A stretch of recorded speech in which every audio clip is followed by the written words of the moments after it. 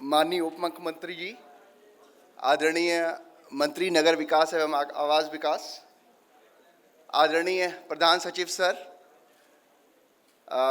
SMD madam, commissioner Patna sir, and जो भी हमारे मेयर यहाँ उपस्थित हैं वो, एवं कमिश्नर जो हमारे विभिन्न नगर निकायों से आए हुए हैं, friends from the industry and the team of KPMG, I heartily welcome you here for this wonderful occasion and a wonderful subject of waste management.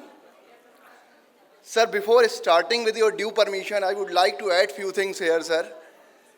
भाई जो ये काम हमने शुरू किया कुछ दिन पहले, तो माननीय मुख्यमंत्री जी का जो हमारा एक सप्त संकल्प है बिहार के लिए, उसमें एक स्वच्छ शहर और विकसित शहर का उन्होंने संकल्प दिया हमको, माननीय उप मुख्यमंत्री जी, माननीय मंत्री जी के प्रयासों से और जो प्रधान सचिव सर हैं हमारे, उनके दिशा निर्देश से जो हमने इसमें डेवलपमेंट किया अभी तक, जो हमने एक रणनीति बनाई स्वच्छ भारत के लिए, स्वच्छ बिहार के लिए, कि कैसे हम समस्त प्रदेश को साथ लेके एक ऐसा स्ट्रेटजी डेवलप करें कि सारे जो भी हमारे नगर निकाय हैं उनका कचरा प्रबंधन हो सके। मैडम के आने के बाद हमने और उसमें कुछ तेज़ी लाई, काम को और तेज़ी से करने का प्रयास किया। डायरेक्टर सर महुआ जो हमें वहाँ से दिशा निर्देश देते हैं, मैं उनके साथ काम भी करता हूँ। इन सब का एक कोलैबोरेटिव एफर्ट है जो आप देखेंगे, और जो आज हमने इनवाइट किया है यहाँ पे अपने इंडस्ट्री के मित्रों को, वो हमें आगे ये बताएंगे कि जो हमारी स्ट्रेटजी है इसे कैसे हम पूर्ण करें, कैसे उसका एग्जीक्यूशन करें। So I will start with the collaborative conclave का जो हमारा थीम है आज का, and how will go ahead with this program. Next. So as you are aware that we have 261 urban local bodies हैं हमारे बिहार में, और वेस्ट मैनेजमेंट के लिए कहा जाता है कि there must be a tailor made solution. सारे अर्बन लोकल बॉडीज़ को आप एक साथ एक तरीके से नहीं ले सकते हैं, आपको हर अर्बन लोकल बॉडी की स्पेसिफिक प्रॉब्लम है, हर अर्बन लोकल बॉडी के लिए एक अलग से सल्यूशन चाहिए। तो we develop that solution. 261 urban local bodies को हमने 161 अर्बन लोकल बॉडीज़ को we have converted in cluster mode, and 100 urban local bodies we manage on stand alone basis. तो यहाँ पे हमने 20 क्लस्टर डेवलप किए हैं, जिसमें 161 ULBs को कवर किया है।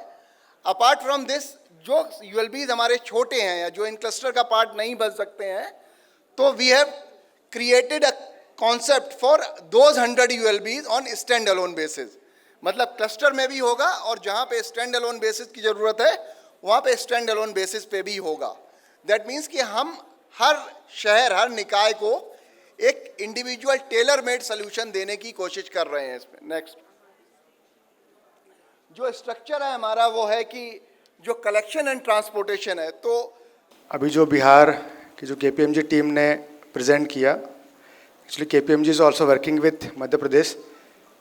मैं जो बातें आज आपसे शेयर करना चाह रहा था, जो हमारे प्रोजेक्ट की लर्निंग्स है क्लस्टर बेस्ड प्रोजेक्ट में हम जो कर रहे हैं, जो हमने सीखा, जो सुधार हम हमारे आने वाले प्रोजेक्ट में करना चाह रहे हैं, प्रपोज्ड है, उसमें से बहुत सारे सुझाव आपकी टीम ने ऑलरेडी टेकअप कर लिए हैं। I will briefly share the achievements of Madhya Pradesh, what we are doing in solid waste management, cluster based approach, individual ULB doing their processing at their own backyard.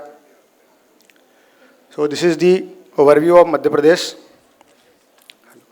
हमारे जो शहर हैं, रीवा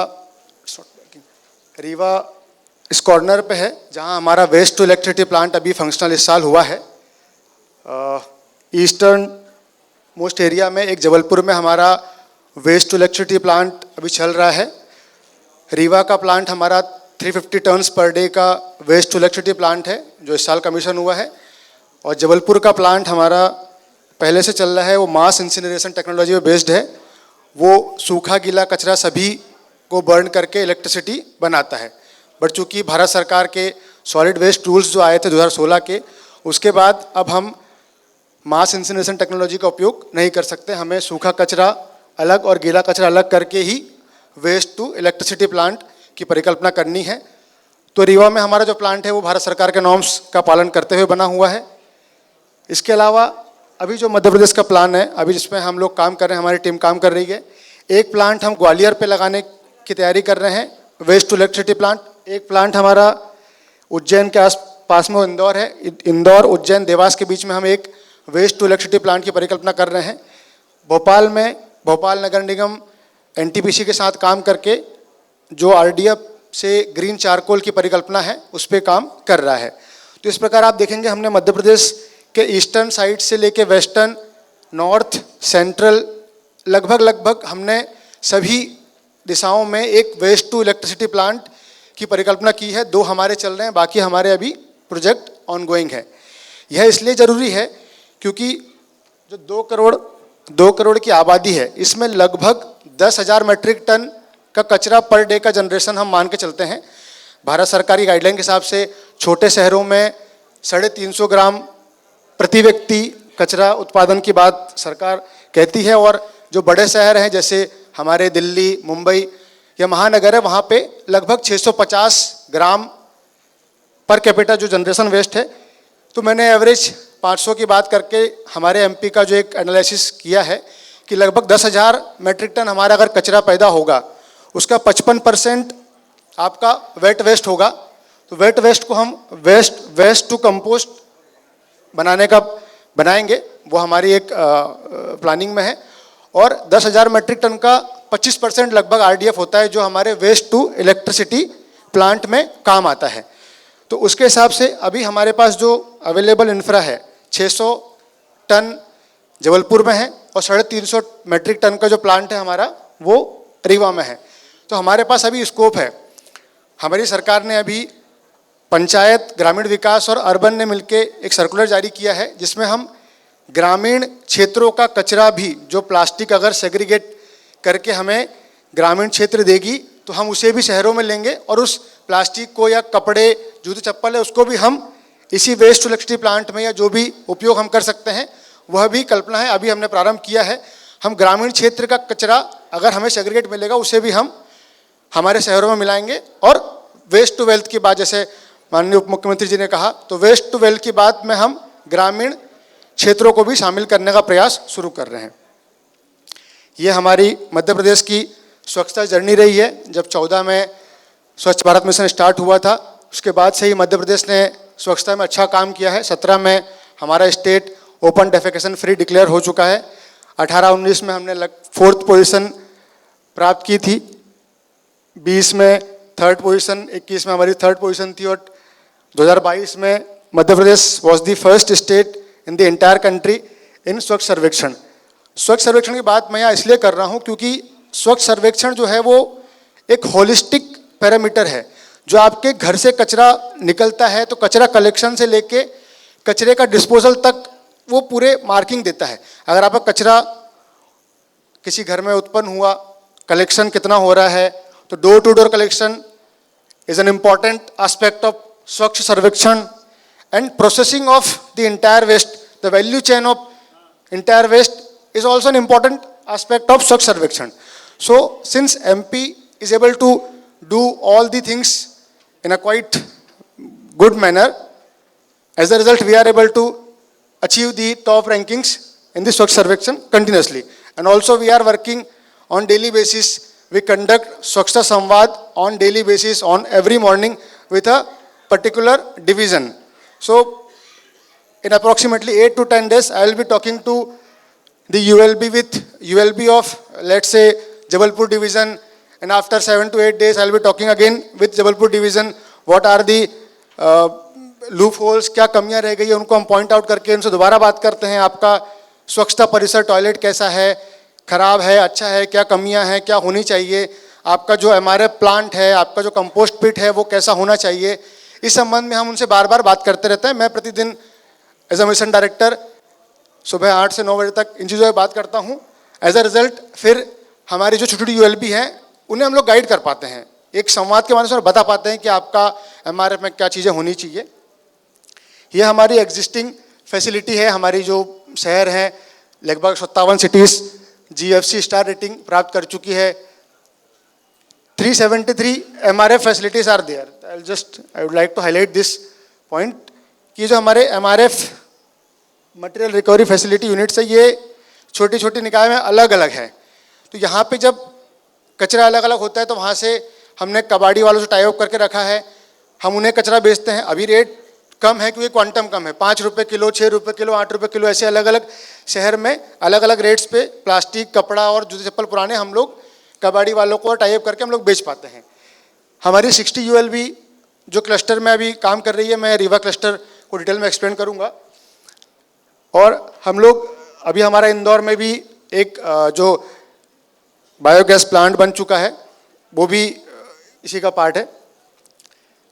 हमारे क्लस्टर बेस्ड अप्रोच की जो बात की अभी जो आपकी टीम ने बात की, हमारा ऑब्जेक्टिव था एक कंसेशनर, एक प्राइवेट पार्टी को अपॉइंट करना और हमने उसे सारी जिम्मेदारी दी। हमने वेस्ट कलेक्शन से लेके ट्रांसपोर्टेशन, सेग्रीगेशन, प्रोसेसिंग सब कुछ हमने प्राइवेट पार्टी को दे दिया। अभी हमारे यहाँ पे सारी जिम्मेदारी प्राइवेट पार्टीज़ के पास है। हमारे लगभग 5 प्रोजेक्ट चल रहे हैं। हमारा बिडिंग पैरामीटर था लोवेस्ट टिपिंग फीस पर टन। जो भी कॉन्ट्रैक्टर सबसे कम टिपिंग फीस कोट करेगा हमने उसे अवार्ड किया। और हमारे यहाँ रैमकी और अलग अलग क्लस्टर में अलग अलग कंपनियाँ काम कर रही है। कटनी है, कटनी में 5 यूएलबी को मिला के जो क्लस्टर बना है उसमें 95 टन्स पर डे का वेस्ट प्रोसेस होता है। रीवा इज़ इम्पॉर्टेंट, यहाँ पे हमारा वेस्ट टू इलेक्ट्रिसिटी प्लांट इसी प्रोजेक्ट से आया है।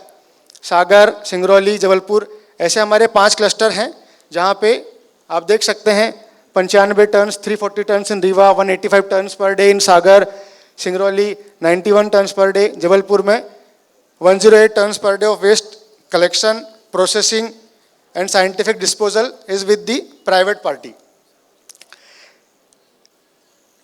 ये हमारी जो जर्नी रही है प्रोजेक्ट की, हमने पीपीपी मोड पे प्राइवेट पार्टी इनवाइट की। हमने रीवा में जब टेंडर डॉक्यूमेंट के बाद फाइनली रैमकी को वर्क अवार्ड किया, उसके बाद अभी एंड टू एंड काम रैमकी के पास में है। रीवा क्लस्टर में कलेक्शन ट्रांसपोर्टेशन की बात है, कंस्ट्रक्शन भी उन्होंने कर चुके हैं। आपका 21 से वेस्ट टू कंपोस्ट प्लांट चालू हो गया था और 24 से वेस्ट टू इलेक्ट्रिसिटी प्लांट आपका स्टार्ट हो गया था। हमारी जो टिपिंग फीस है अभी 1740 डिसाइड हुई थी उस समय। Payment of tipping fees ULB, हम यूएलबी को ट्रांसफ़र करते हैं जो भी उनकी राशि होती है, और वहाँ से यूएलबी फिर प्राइवेट पार्टी को अपना पेमेंट करती है जितना भी कचरा प्राइवेट पार्टी उठाती है। थोड़े इश्यूज चल रहे हैं यहाँ पे, वो I will share with you. जो इम्पैक्ट रहा इस प्रोजेक्ट का रीवा की अगर हम बात करें तो रीवा जो वेस्ट टू इलेक्ट्रिसिटी प्लांट है ये लगभग 1,24,000 टन का जो आरडीएफ है ये एक साल में बर्न करेगा। 350 टन पर डे की कैपेसिटी है। तो ये जो आरडीएफ जो हमारा वेस्ट टू इलेक्ट्रिसिटी प्लांट होता है, जो हमारे कचरे के पहाड़ होते हैं उसका जो मेजर कंपोनेंट होता है वो यही होता है, प्लास्टिक, पुराने कपड़े, जूते चप्पल, क्योंकि ये नेचुरल डिकम्पोज नहीं हो पाते हैं। अगर आप कहीं पे गीला कचरा, खाना, जो बायोडिग्रेडेबल चीज़ें हैं, अगर आप इसको किसी साइट पे डंप कर देंगे तो वो धीरे धीरे अपने आप ही समाप्त हो जाएगा, नेचुरल प्रोसेस में ही हो जाएगा। लेकिन हमारे जो पहाड़ बनते हैं उसका कारण ये होता है कि साथ में ये प्लास्टिक, कपड़े, सारी चीज़ें मिक्स होती है, इसलिए वो पहाड़ धीरे धीरे बनते जाता है। अब अगर रीवा में इतना कचरा जल जाएगा तो आप इमेजिन कीजिए कितने पहाड़ ऑटोमेटिकली कम होते जाएंगे। एक चीज़ और है, अभी जैसे रीवा में प्लांट हमारा चल रहा है, वी नो रीवा में अभी उत्तर प्रदेश और बिहार जहाँ के लेगेसी वेस्ट रेमेडिएशन के काम चल रहे हैं वहाँ से भी आरडीएफ हमारे प्लांट तक जा रहा है। But it's okay, ultimately our aim is to reduce the garbage heaps throughout the country. ऐसे प्लांट्स अगर लग जाएंगे, हमारे यहाँ 3-4 प्लांट्स और हम लोग जो प्लान कर रहे हैं अगर लग जाते हैं, उसके बाद संभावना बहुत कम हो गई कहीं पे पहाड़ फिर से कचरे का पहाड़ हमें देखने को मिले। एनर्जी प्रोडक्शन की बात जो कि हमने अभी एक जो एस्टिमेट किया लगभग 5,25,000 यूनिट्स बनेगी, उससे प्राइवेट पार्टी की जो अर्निंग है वो लगभग 30 करोड़ के आसपास है। इन्वायरमेंटल बेनिफिट्स हैं ही, जो नॉर्मल कचरा पहाड़ों पे या हमारे डंप साइट पे हम जला देते हैं उससे विभिन्न प्रकार की गैस एमिट होती है, ग्लोबल वार्मिंग और बहुत सारे उसके साइड इफ़ेक्ट्स हैं। बट जब हमारा वेस्ट टू एनर्जी प्लांट में हम कचरे की बर्निंग करते हैं तो हम जब एमिट करते हैं उसको कंट्रोल्ड वे में गैस इन्वायरमेंट में बाहर छोड़ते हैं। हमारा जो पॉल्यूशन कंट्रोल बोर्ड है वो टाइम टू टाइम चेक करता रहता है। तो हमारा इस प्लांट पे जो बर्निंग होती है CO2 उससे भी निकलती है, बट हार्मफुल गैसेस का एमिशन बहुत हद तक लिमिट हो जाता है, क्योंकि बार बार गवर्नमेंट और हमारी एजेंसी मॉनिटर करते रहती है। नॉर्मल बर्निंग में हमारे जो डंप साइट बर्निंग होती है वहाँ पे संभावनाएं बहुत ज़्यादा होती है कि जो गैसेस हैं वो डिफरेंट टाइप्स की हार्मफुल गैसेस एमिट होने की संभावनाएं बहुत रहती है। 30 टन्स पर डे का कंपोस्ट हमारा रीवा में जो हमारी रैम की कंपनी है वो वहाँ पे जनरेट कर रही है और ये अपना सेल आउट भी कर रही है। ये हमारे कुछ फोटोग्राफ्स है रीवा क्लस्टर के। This is what we did to attract the private parties. I'll just quickly summarize it. Government has assured the payment of tipping fees. Private party को छूट दी हमने टेक्नोलॉजी सेलेक्ट करने की, क्या आप सेलेक्ट करना चाहते हो। RDF कंपोस्ट बेच के आप रेवेन्यू अर्न कर सकते हो। कैपिटल ग्रांट आपका 50 to 70% के आसपास जो ग्रांट है वो central government plus state government का शेयर मिला के हम प्राइवेट कंपनी को देते हैं, और जो ULB का शेयर है वो प्राइवेट पार्टी बियर करती है। लैंड इंक्रोचमेंट फ्री लैंड और एक काफ़ी कम रेट पे ज़मीन देना एक महत्वपूर्ण बिंदु है इसमें। In principle approval from bank, ये इसलिए ज़रूरी था कि हमने जो हमारा प्रोजेक्ट बनाया हमने बैंक की एक मीटिंग करके बैंक से शेयर किया कि हमारे इस प्रोजेक्ट में आपके हिसाब से यह प्रोजेक्ट फाइनेंशियल वायबल है कि नहीं। आप बैंक, आप जो प्राइवेट कंपनी है उनको आप फंड देने के लिए तैयार है कि नहीं। तो इस मीटिंग से प्राइवेट पार्टीज में कॉन्फिडेंस आया कि इस प्रोजेक्ट में बैंक अप फ्रंट फंडिंग देने के लिए तैयार। उन्होंने अप्रूवल दे दिया कि हाँ इस प्रोजेक्ट में हम फंडिंग देंगे, उन्होंने दिया भी। तो प्राइवेट पार्टीज के पास एक बैंक का एश्योरेंस था कि इन्हें पैसा मिल जाएगा। 21 ईयर्स अभी आपने भी रखा हुआ है, 22 ईयर्स, तो एक long term duration is necessary for such kind of project. इसके अलावा कुछ और प्रोजेक्ट हमारे यहाँ पे जो सॉलिड वेस्ट में है, सागर में है, जबलपुर, कटनी, इंदौर, रीवा, सिंगरौली, उज्जैन। कुछ लर्निंग्स हमारी जो आपसे शेयर करना चाहता हूँ। जैसे हमने door to door collection private parties को दे रखा है। अब इसमें बहुत सारी समस्याएं, बहुत सारी नहीं, कुछ समस्याएं ऐसी होती है जैसे हमारे ULB के ऑफिसर्स, हमारे रिप्रेजेंटेटिव्स, सभी लोग का इंटरेस्ट या उनकी जिम्मेदारी भी होती है कि कचरा सही से उठ रहा है नहीं उठ रहा है। अभी जब कचरा अगर प्राइवेट कंपनी नहीं उठाती है, ऐसा होता है खास आमतौर पर, कई बार हमारे रीवा क्लस्टर में 28 ULB हैं, तो हर बार इनके हर जो व्यक्ति हैं या इनकी गाड़ी है हर छोटे शहर में नहीं पहुंच पाती है, फिर शिकायतें उत्पन्न होती है। जैसे ही कचरा समय पर नहीं उठता फिर पेमेंट में दिक्कत आती है। तो इसलिए इस प्रोजेक्ट के बाद से अब हम जब बायोगैस का क्लस्टर बनाने की बात कर रहे हैं तो वहाँ पर हम जो डोर टू डोर कलेक्शन है इसका काम हम ULB को दे देंगे। ULB अपना हर वार्ड में जाके कचरा कलेक्ट करेगी, क्योंकि जो हमारे रिप्रेजेंटेटिव होते हैं, पार्षद जी होते हैं, सभी लोग होते हैं, उनके अपने अपने वार्ड में सभी चाहते हैं कि सफाई हो, उनकी जिम्मेदारी होती है। कचरा नहीं उठता तो सभी लोग उन्हें ही फ़ोन करते हैं कि आप देखिए आपके रहते हुए हमारे यहाँ कचरा नहीं उठ रहा है, ये वार्ड में गंदगी पड़ी हुई है। इसलिए अब जो हमारे फ्यूचर प्रोजेक्ट होंगे इसमें हमने डिसाइड किया है कि हम डोर टू डोर कलेक्शन वाला जो काम है वो हम ULB के पास रहने देंगे। ULB उसे करेगी। मोस्टली सभी शहरों में एक जगह फिक्स होती है जहाँ पे कचरा डंप किया जाता है, तो ULB हमारी कचरा वहाँ डंप करेगी। हमारे जो बायोगैस प्लांट के हम आगे 7 प्लांट बनाने की प्लानिंग कर रहे हैं, उसमें इनिशियल थॉट या गवर्नमेंट ऑफ इंडिया के इंस्ट्रक्शन थे कि हम एश्योर करें प्राइवेट पार्टीज़ को कि सेग्रीगेटेड वेस्ट हम प्रोवाइड करें। बट सेग्रीगेटेड वेस्ट प्रोवाइड कर सकते हैं, सेग्रीगेशन होता भी, लेकिन फिर भी संभावना रहती है कि इसमें एक कॉन्फ्लिक्ट होगा। ULB बोलेगी हमने सेग्रीगेट वेस्ट दिया और प्राइवेट पार्टी बोलेगी कि हमको सेग्रीगेट वेस्ट नहीं मिला। तो कॉन्फ्लिक्ट को अवॉइड करने के लिए हमने डंप साइट से मिक्स वेस्ट प्राइवेट पार्टी को देने की अवधारणा रखी हुई है। वहाँ पे प्रोसेसिंग प्लांट हमने दे दिया, ट्रॉ मिल दे दिया, सारी कुछ यूनिट दे दी, तो आपको कचरा मिलेगा प्राइवेट पार्टी को। वहाँ से आप उसको सेग्रीगेट कीजिए, आप RDF अलग कीजिए, आप वेट वेस्ट अलग कीजिए, और वेट वेस्ट से आप बायो CNG प्लांट लगाइए। ये हमारा फ्यूचरिस्टिक अभी प्लान है। और RDF फिर आप अगेन जो प्राइवेट पार्टी वो RDF को सेल करके अपना पैसा कमा सकती है। Monitoring is very important. Environmental clearance also important. हमारे यहाँ पे जो पुराने प्रोजेक्ट थे उसमें इन्वायरमेंटल क्लियरेंस लेने में लगभग 1 साल का समय हमारा चला गया था पुराने प्रोजेक्ट में। इसलिए अभी हमने टेंडर ऑलरेडी फ्लोट कर चुके हैं। हम कुछ प्राइवेट एजेंसीज़ को जिन्होंने इन्वायरमेंटल क्लियरेंस के काम गवर्नमेंट ऑफ इंडिया में और गवर्नमेंट ऑफ मध्य प्रदेश में किए हुए हैं, उनको हम लोग हायर कर रहे हैं। और हायर करने के बाद सारे सॉलिड वेस्ट मैनेजमेंट के जो प्रोजेक्ट हैं उस पर जिस भी प्रकार के इन्वायरमेंटल क्लियरेंस चाहिए वो पर्टिकुलर एजेंसी रहेगी, वो हमारे प्राइवेट पार्टी और गवर्नमेंट के साथ में काम करके इन्वायरमेंटल क्लियरेंस दिलाने का काम करेगी। इससे ओके जस्ट फाइंड अप।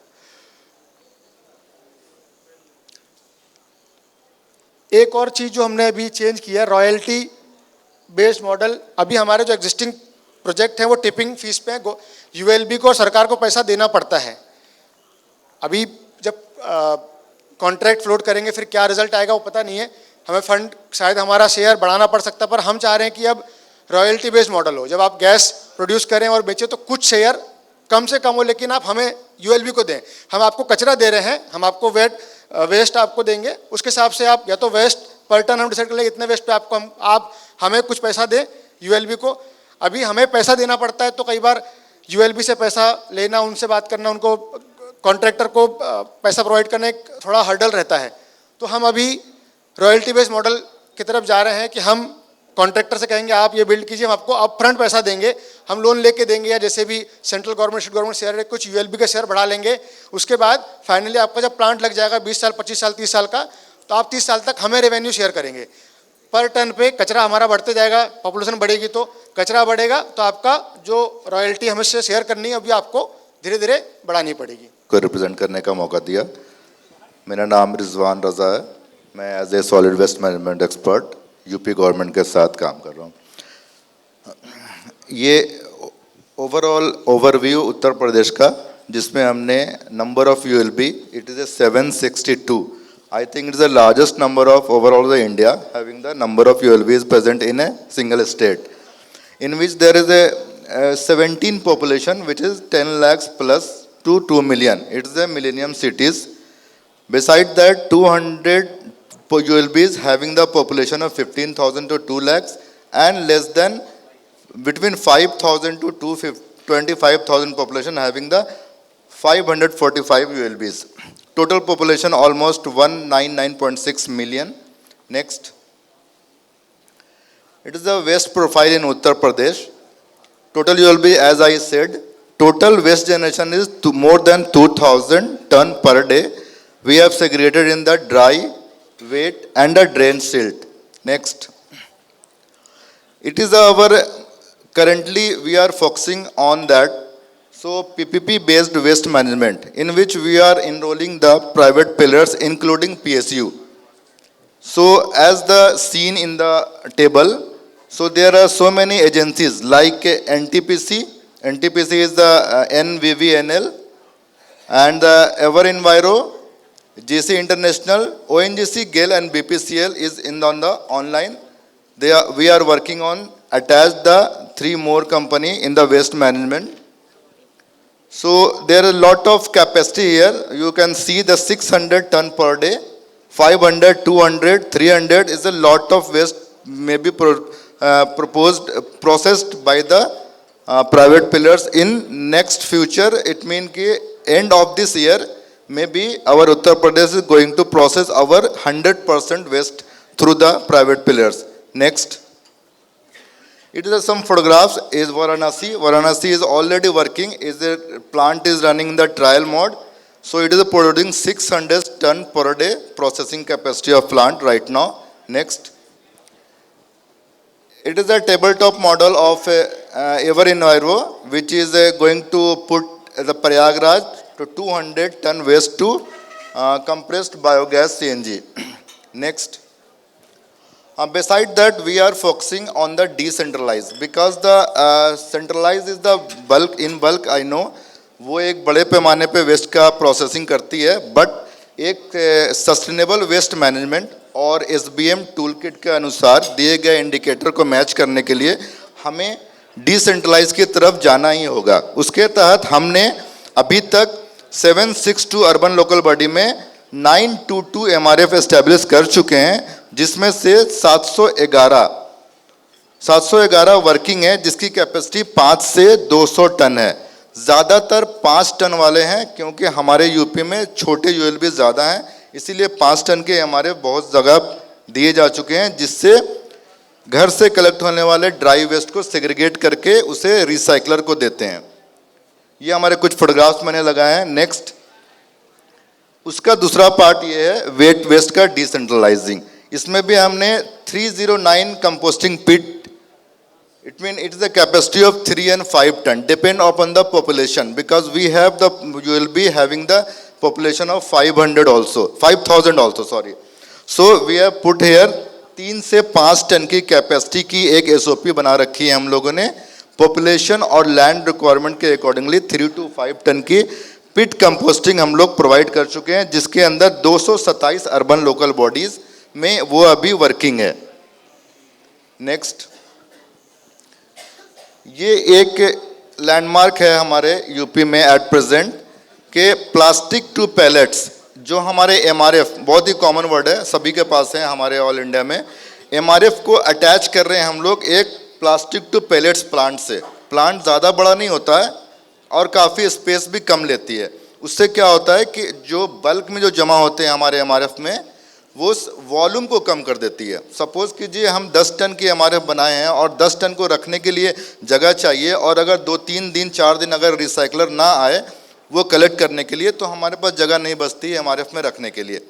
तो हम लोगों ने उसको एसोसिएट किया है प्लास्टिक टू पैलेट्स प्लांट से। उसमें क्या होता है कि वो दाना बनाती है। दाना बनाने से क्या होता है कि वॉल्यूम हमारा 80 to 90% रिड्यूस हो जाता है, जिससे हमारी जगह की बचत होती है, और रिसाइकलर जो है वो दाने की अच्छे कॉस्ट देते हैं, तो जो O&M कर रहे हैं उनको भी प्रॉफिट अच्छी खासी होती है।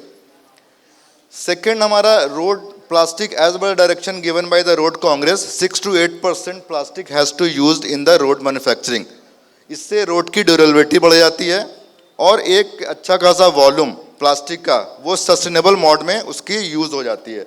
हमारे यूपी में लखनऊ में हमारा high court, new high court जो बना है, और एक पुलिस मुख्यालय, 2 जगहों पर हमने प्लास्टिक युक्त रोड बना रखा है, बोर्ड भी मेंशन कर रखी है। नेक्स्ट, आईटीसी मोड पर इनरोलमेंट एक हमारे यूपी गवर्नमेंट के साथ है। ये नॉर्मली कैपेसिटी बिल्डिंग और आईसी एक्टिविटीज़ पे वर्क करती है। नेक्स्ट, कुछ फोटोग्राफ्स हमने देखा है, ये यानी कि डोर टू डोर कलेक्शन से लेकर के सेग्रीगेशन, प्लास्टिक इग्नोरेंस के तरह काम करती है, जिससे जागरूकता फैलाने में हेल्प होती है। ऑब्वियसली वो प्राइवेट फॉर्म है, तो कंपैरेटिवली बेटर आउटपुट हमें मिलती है। नेक्स्ट, एक और अचीवमेंट है यूपी गवर्नमेंट की, ये DCCC है, डेडिकेटेड कमांड कंट्रोल सेंटर। इसके थ्रू हम लोग रोज़ हर एक दिन इंक्लूडिंग संडे 5 to 8 AM ये लाइव मॉनिटरिंग होती है डोर टू डोर कलेक्शन की, नाली सफाई की, रोड की, सिटी पीटी और प्रोसेसिंग प्लांट की। ये शेड्यूल बटा हुआ है, कौन से दिन कौन अटेंड करेंगे और कौन से जोन के। इसमें हमारे Anuj Kumar Jha sir, mission director भी शामिल होते हैं रैंडमली। बाकी सारे ईओस को रहना ज़रूरी होता है 5 से 8 रोज़। तो ये एक अचीवमेंट होती है कि लाइव मॉनिटरिंग से रियल टाइम मॉनिटरिंग होती है, और लोग इसमें अटेंशन भी दिखाते हैं कि आज डायरेक्टर सर देखेंगे तो हमें दिखाना है अपने एरिया को clean. Next, another achievement is the dedicated inventory portal. इसमें क्या है कि कौन से यूएलबी में कितनी गाड़ियाँ डिफंक्ट हैं, कितनी वर्किंग हैं, कितने पीपीटी किट्स हैं, कितने ट्रैक्टर्स हैं, all are in the present on the portal. We don't need in the hard copy और soft copy send by the ULBs. It's can you can allow by this ULB's address also। So यहाँ से हम लोग उसको directly download कर सकते हैं कि एट प्रेजेंट हमारी इन्वेंट्री ULB की क्या है, और उसके अगेंस्ट में हम लोग फाइनलाइज करते हैं कि किन्हें कौन से व्हीकल और चाहिए। नेक्स्ट, ये जैसा कि मैंने पहले बताया था कि सेंट्रलाइज तो हो ही रहा है, बड़े लेवल पे हो रहा है सेंट्रलाइज वेस्ट प्रोसेसिंग, लेकिन सस्टेनेबल वेस्ट मैनेजमेंट के लिए हमें डिसेंट्रलाइज भी जाना होगा, अपने लेवल से भी उसे रीयूज़ करना होगा। जैसा कि RRR सरकार का एक बहुत महत्वपूर्ण योजना है, उसके तहत हमने टोटल 711 पार्क, एग्जिस्टिंग पार्क का एक पोर्शन, इधर वो एक पूरा पार्क हमने डेवलप कर रखा है, जिसमें 99% यूजेबल थिंग्स जो कि ड्राई वेस्ट से निकलते हैं MRF के थ्रू, उसका यूज़ कर रहे हैं। नेक्स्ट, ये कुछ एग्जांपल्स हैं पार्क के कुछ पोर्शन में हमने कुछ कचड़े से कुछ अच्छा चीज़ बनाने की कोशिश की है, जिससे क्या होगा कि प्लांट अगर हमारा इन फ्यूचर बनता है तो उस पर प्लांट पे भी लोड ज़्यादा ना पड़े, उससे पहले ही हम बहुत कुछ यूटिलाइज कर लें. Next, same example for that only, waste to wonder park. We are using the plastic and kaach bottles here. Next, it is the same similar like next. It is another things, RR center. We have established 8 to 9 permanent RR center. It is a permanent mean the having the missionary work with the construction infrastructure. We are putting there the reusable book, clothes, slipper, so that nearby public or children's next can use the things. Next slide. So it is the similar things we are giving here, through which the local people, basically children, are use the clothes, slippers and books, etc. And beside that we are proposing, next slide. Beside that we are इसके साथ हम लोग और attach कर रहे हैं कि एसएचजीज के लेडीज़ को इन्वॉल्व करके जो यूजेबल कपड़े आते हैं उनसे डोरमैट या और कोई सजाने की चीज़ बना करके वो बनाने के काम में हम लोग उसे ला रहे हैं. एक स्लाइड बैक कीजिएगा इसके पीछे. हाँ, it is example of little bit smaller photographs is there. वो मैम ने यहाँ पे कुछ बना के रखा है, वो डोरमेट्स वगैरह वो यूजेबल क्लॉथ्स के बना रहे हैं. Next next next. It is a very common thing. Brand ambassador is a provision from the SBM toolkits. We are making the, right now we have 1188 active brand ambassador. Condition is that active for behind the active, because we are not giving the brand ambassador tag for the namesake. They have to involve in the each and every local level involvement of local level participation of activities. So it is the overall the scenario of UP. And one thing is more, if I want to add here, like suppose जैसे कि हम लोग एक गाड़ी को किसी को चलाने देते हैं रेंटल बेसिस पे कि आप इस गाड़ी को ले जाओ, आप डीजल भरवाओ, आप चलाओ, आप मुझे एक पर्टिकुलर अमाउंट पर मंथ दे देना. ये हम लोग इस पर अभी वर्क कर रहे हैं. It is in pipeline. So हम लोग नॉर्मली गाड़ी देते हैं, डोर टू डोर कलेक्शन के लिए डीजल देते हैं, स्टाफ की सैलरी देते हैं, उसके बाद भी हम अप्रोप्रिएट वे में आउटपुट नहीं मिलता है कि हमें 100% कलेक्शन हो. तो हमने इस पर एक माइक्रो कॉन्ट्रैक्टर ग्रुप करके एक बनाया है. इसमें क्या है कि हम अपने ही एम्प्लॉय को या फिर किसी ग्रुप को एक गाड़ी देंगे कंडीशन में, 2 एम्प्लॉय देंगे, सारी एक्टिविटीज़ हम करेंगे आईसी की कि डोर टू डोर कलेक्शन करना है. उस ग्रुप का काम होगा कि वो डीजल उसमें खुद भराएगा, खुद कलेक्ट करेगा, और जो पैसे वहाँ से उठाएगी वो खुद ही डिस्ट्रीब्यूट करेंगे अपने ग्रुप में. हाँ, हम हमारी तरफ से प्लस पॉइंट क्या होगा कि हम गाड़ी उन्हें दे देंगे, आईसी एक्टिविटीज़ करा देंगे. तीसरा कंपोनेंट है कि कंसेशनर बेसिस पे जैसे हम टिपिंग फ़ी देते हैं उसे हम इसे टिपिंग फ़ी देंगे. इससे क्या होगा कि उसकी रिस्पॉन्सिबिलिटी होगी कि वो ज़्यादातर कचड़े लेके आएगा तो उसकी टिपिंग फ़ी भी बढ़ेगी और डोर टू डोर कलेक्शन से यूज़र चार्ज भी बढ़ेगा. ये एक मॉडल हम लोग अभी डेवलप कर रहे हैं. मे बी उसमें सम सॉर्ट ऑफ कुछ कमी उसमें हो तो ये एक अच्छा प्रावधान हो सकता है, क्योंकि हम डीजल भी बहाते हैं, ऐसे सैलरी भी देते हैं, फिर भी हमें पता चलता है कि कचरा साइड में जीवीपी बन रहे हैं इधर उधर. तो ये हमारा सर मैम जो हमारा प्रेजेंटेशन था. बहुत बहुत धन्यवाद. Thank you. Days of contents. So please next. So this is Hitachi Zousen's overview. So my name, our company name is Hitachi Zousen Corporation. So this is the first introduce. So our company name will be changed this October. So to change to the Canadivia Corporation. So after October, we will introduce ourselves Canadivia Corporation. Then we original company established 1881. Then details, history details are later explained. Then I was okay. So next. So this is the global network for environment business for Hitachi Zousen team. So we have Hitachi Zousen the 2 head office in Japan, Osaka and Tokyo. Tokyo is mainly the sales, then Osaka is mainly engineering work. Then on the other side, so we have a European office, so Innova office in Zurich. Then lower column shows our related company. So we have many companies in overseas. Then yellow work in the Indian office, Gurgaon and Hyderabad. So please next. So this is our business segment. So Hitachi Zosen have mainly three business fields. So one is the environment, one is the carbon neutral solution, one is the mechanical. So Hitachi waste energy project, waste energy is belong to the environment segment section. And also CBG plant, so also this includes this environment. The other side, so carbon neutral, so hydrogen generator and something, so includes the carbon neutral. Then another, so tunnel bore machine is also includes the mechanical segment. Then so you can see, so environment sales rate is more than the bigger than 70%.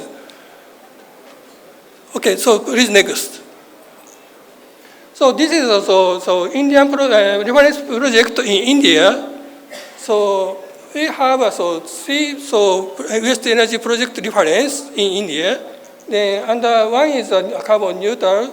So this is now under demonstration operation. Maybe this year, end of this year, we got the result. Then under two is tunnel bore machine, and the press is the mechanical team. Then currently, so we have this kind of reference in India. Please next. That's next. So this is our company history. So as I explained, so our Hitachi Zosen originally is established 1881. Then so 1960 we have a license agreement with Fondor. Then so we got the waste energy technology. Then we started the business for the waste energy from now on. Then 1965 we have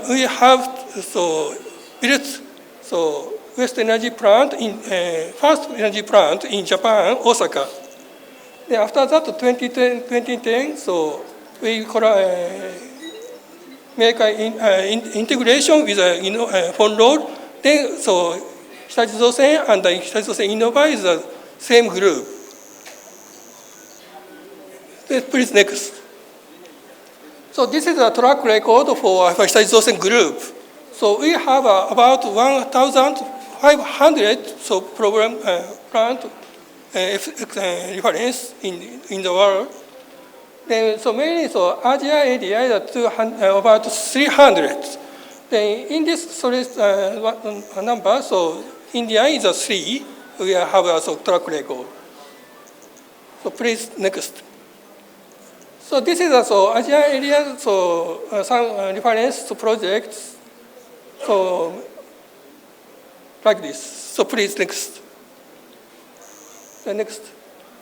So before I explained how to waste energy technology, so I want to explain why need to the waste energy management. So at first, as I showed this slide, at first, the first priority is 3R. So maybe you know, so 3R means reduce, reuse, recycle. But most of the waste is cannot treat using 3R. Then so remains waste to send to the landfill. Then so due to the economic growth, so population growth, so this remained waste becomes increase. So therefore, waste landfill, so capacity is needs too much, then becomes a big mountain, the waste mountain. So I think so. This is so you can see, you can understand the current situation. So we can find the big mountains in the city. So therefore, we need some treatment between 3R and landfill. So this is one solution for the thermal recycle. So this is a waste energy plant is belong to this thermal recycle method. Then this waste energy plant can provide the sanitary treatment and reduce the volume. So this is the reason why that apply to the waste energy plant. So please next. So this is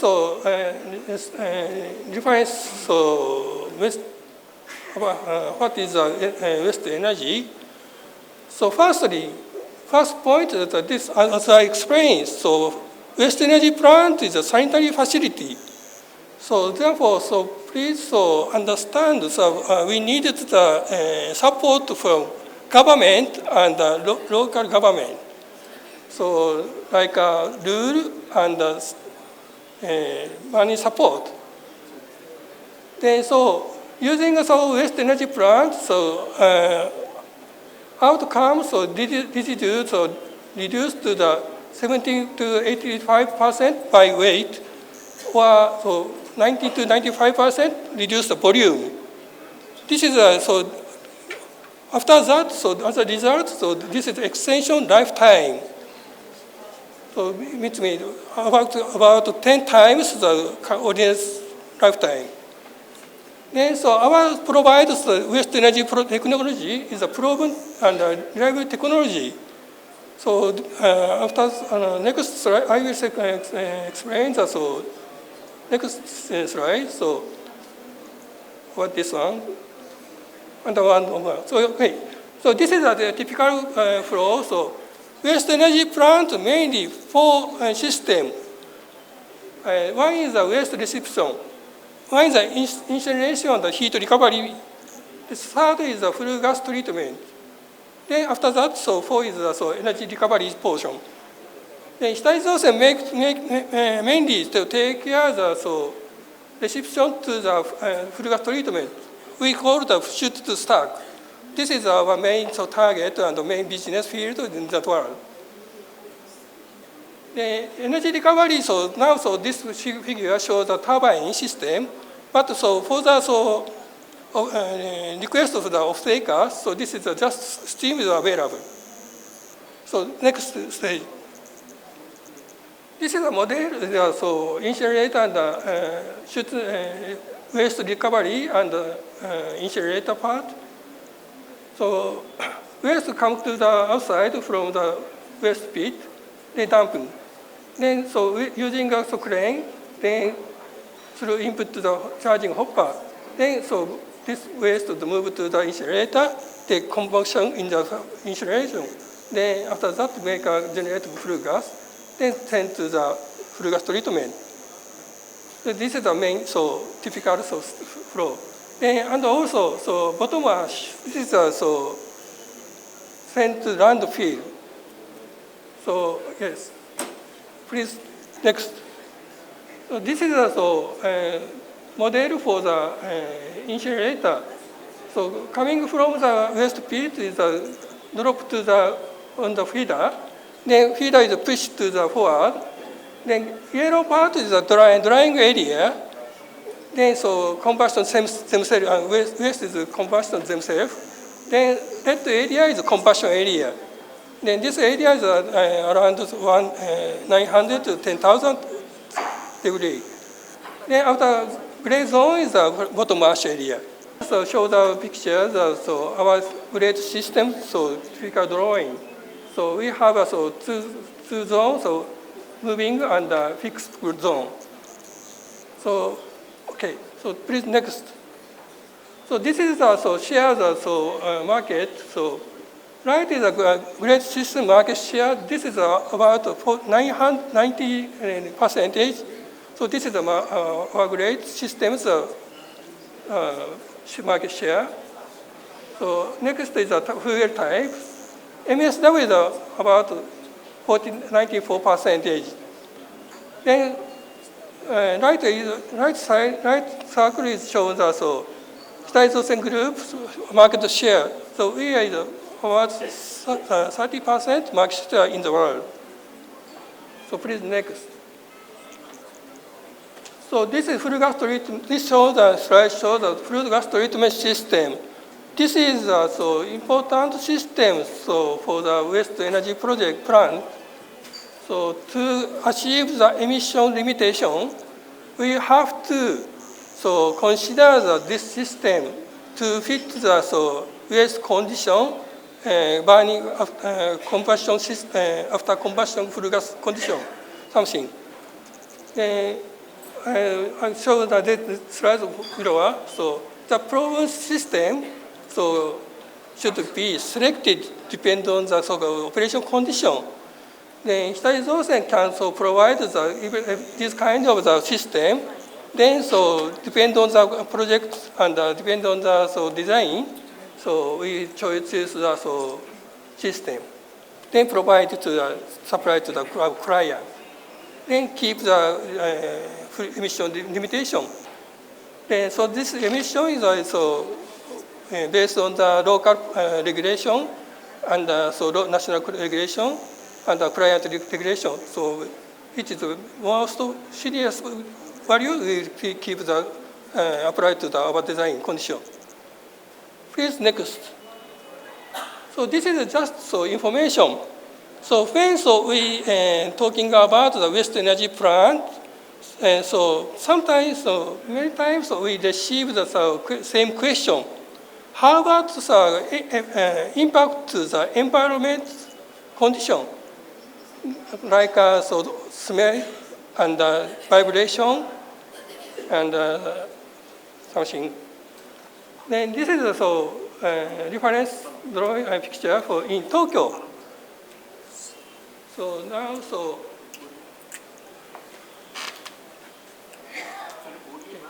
this is a waste energy plant.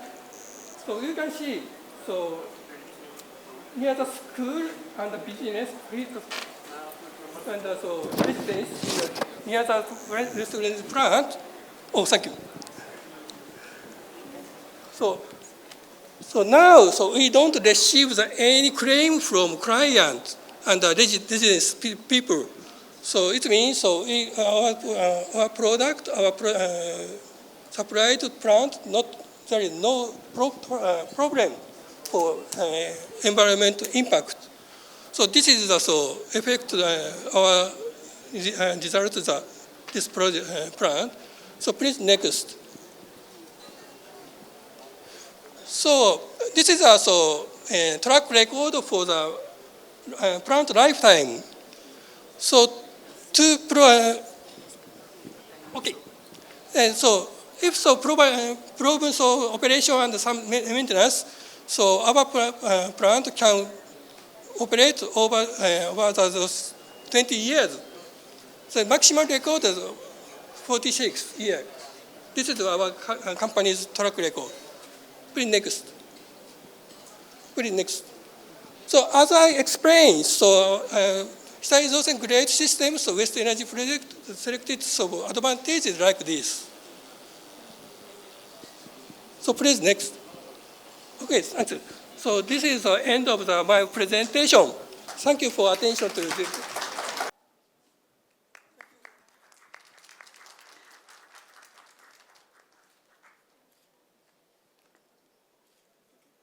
Thank you so much.